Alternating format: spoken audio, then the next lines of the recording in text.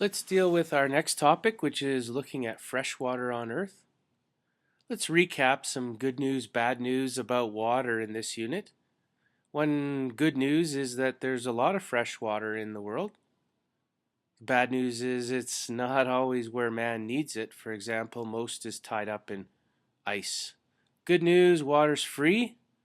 Bad news, of course, infrastructure needed to deliver water can be expensive. Good news, in many areas, water is easily accessible and it's low cost. Bad news, people assume it will always be available and they take this for granted. They don't respect water. Good news, there's a huge amount of water underground for us. Bad news, man is using it faster than nature can replace it due to the water cycle. Good news, 5 billion people have reasonable access on Earth to fresh water. Bad news, over a billion do not. So let's look at this again.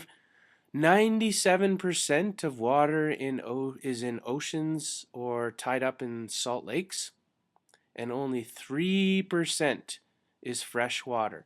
Okay, then of that 3% that's fresh water, 97 or 96% of it's tied up in glaciers or ice, which leaves a tiny amount for us to get at. So groundwater and then surface water, which is mostly lakes and streams or lakes and rivers. So as far as freshwater on Earth, as I talked about before, we'll deal with the stuff underground, but when it comes to surface water, we have lakes, we have ponds, we have wetlands, which include marshes, sloughs, and bogs. We have streams, and we have rivers. So let's look more at these. Don't forget, fresh water doesn't guarantee it's drinkable or potable. Fresh water means it's without salt. So as far as the movement of water in North America, all water eventually collects into what's called a watershed or a drainage basin. And there are 5 major drainage basins that you should be aware of. One is into the Pacific Ocean, so anything in this pink. Another is the Arctic Ocean. Another is if you're in this tiny little yellow zone in Canada, your river is going to go into the Gulf of Mexico, way down south. Another is the Hudson's Bay, and another is the Atlantic Ocean. Those are our major drainage basins. So, in other words, water will end up somewhere in these places. The continental divide is important because in North America, for example, the Rocky Mountains extend down, and what happens is due to elevation, water on this side is going to go to the right of the continental divide or head easterly, and water on the left side of this red line, which is the continental divide, will drain or head to the left, which is towards the Pacific Ocean. Here are some major rivers in Alberta, which we'll get into later on. Let's talk about rivers. Rivers start up in the mountains and they come from glaciers. They contain fresh water, which means it's not salty. They end up in oceans or lakes and they erode the land and they can carry sediment. This is a watershed. So here's the continental divide, and water drains based on elevation, of course, and will end up into what we call a watershed or drainage basin. In general, we define a watershed or drainage basin as an area of land that drains into a body of water. Rivers and streams are moving bodies of water that originate from a mountain, and melting ice eventually reaches its destination. They can carve out huge bodies of land like the Grand Canyon, and their erosion properties can be damage to lots of property if you build it along the river. Let's talk about lakes. Here is the distribution of the lakes around the world, and as you can see, that doesn't end up looking like much of blue, which means, as you know before, lakes and ponds only really make up about 0.3. This is a big lake in North America. It's the Salt Lake taken from NASA, and it isn't potable. And so you can see different colors here due to the salt content. There's way more salt content in the north part of the Salt Lake City or the Great Salt Lake in Utah, and this is less. Let's talk about lakes versus ponds. Ponds and lakes are larger and deeper bodies of open water that fill the holes left in the landscape after ice has melted away. And the vegetation has a lot to do with the difference between a lake and a pond. A pond will have, due to its shallowness, way more vegetation along its shorelines. And due to the fact that a pond is a lot more shallow, it's going to have quite a bit more life along it. Let's talk about underground water now. So here is the elevation, and there is something called the water table, which is the height at which water is situated underground. And it will fluctuate and vary depending on elevation as well as the amount of moisture. So here is the water table.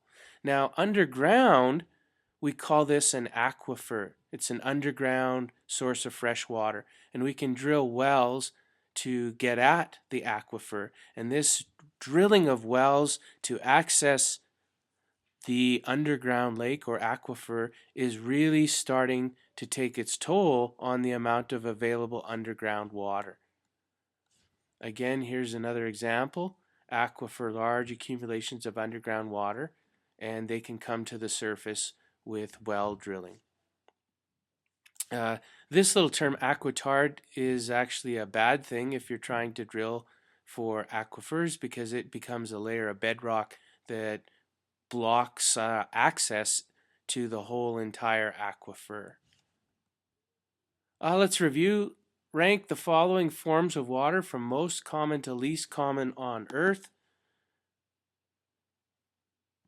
So which of these would be the most common? Of course, oceans and seas. Next, glaciers. Remember, these are sources of fresh water. So these are freshwater sources. And by far of all the fresh water, this makes up 76% of the fresh water. Groundwater would be third, and the least amount is rivers.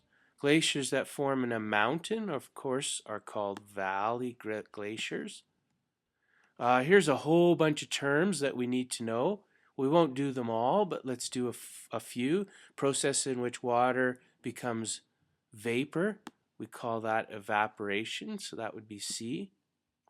Glacial ice covering a high area of land, so those are called not continental glaciers, but valley glaciers.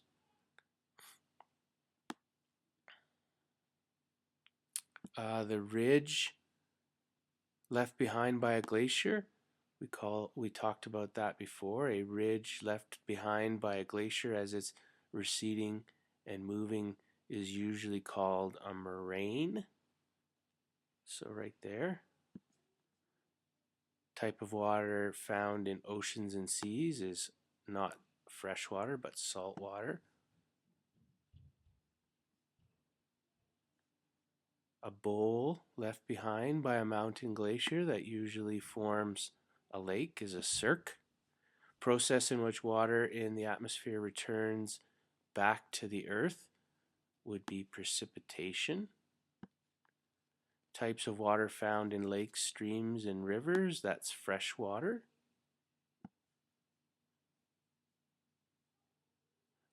Water and ice that covers a large area of flat land, that's going to be a continental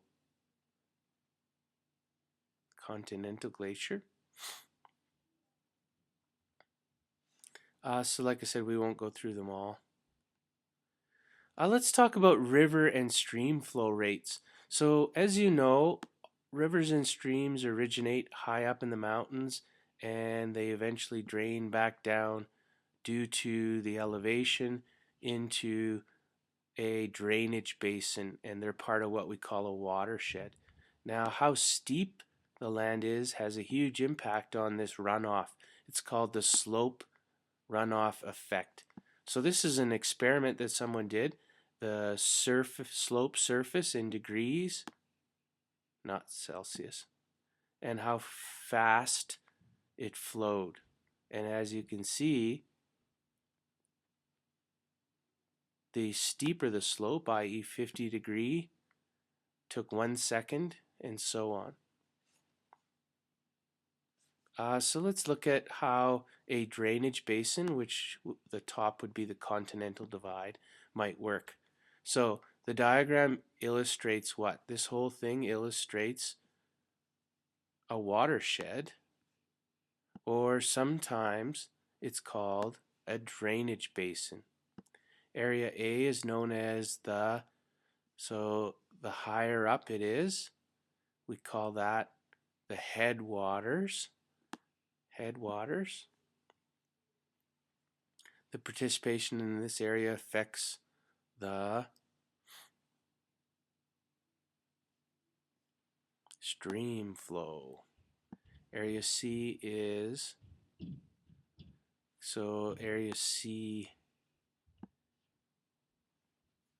the water is likely to have highest oxygen content in area A because it is likely, well, think of the slope here.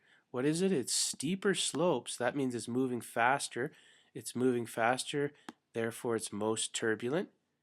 So area D, though, which is at the bottom here, water slows and drops its sediment load. As a result, the water's clarity would increase. And what would we call this area? See, this is called the floodplain. The floodplain. So headwaters is up here, floodplain down below. So greater likelihood of it flooding down here. Let's look at this video clip about watersheds. A watershed is a region of land that drains rainwater and snowmelt into a specific body of water. Watersheds vary greatly in shape and size. No matter the location or form of land, it's part of a watershed. Cityscapes, farmland, forests, and wetlands. In every watershed, water moves downhill from the highest spot we can see. A watershed can be a few acres that drain water into a small creek. A city neighborhood where rainwater and snowmelt rush into storm drains and then into a stream is a watershed. Both streams eventually flow into rivers. The land that drained water into the streams is also part of these larger river basins. And it doesn't end there.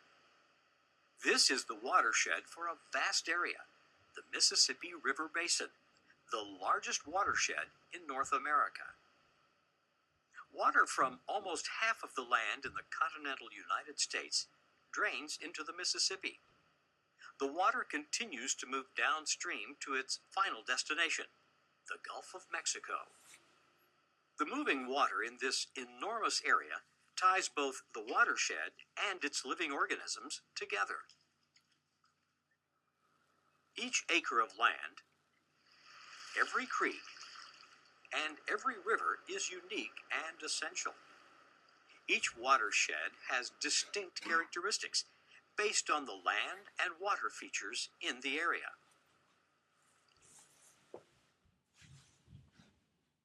And so that ends our quick look at freshwater.